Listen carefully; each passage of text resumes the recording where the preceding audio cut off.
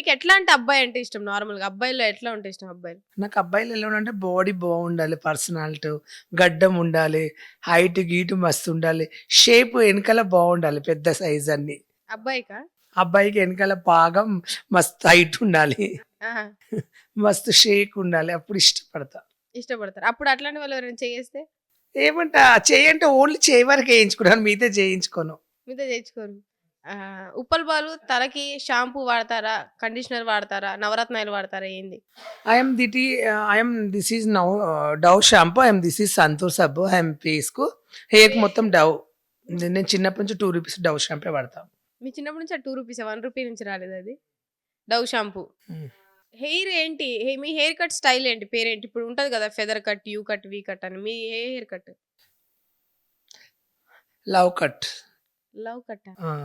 Love cut అని ఎట్లా తెలిసింది? కొత్తగా నేనే పెట్టుకున్నా. లవ్ కట్టా?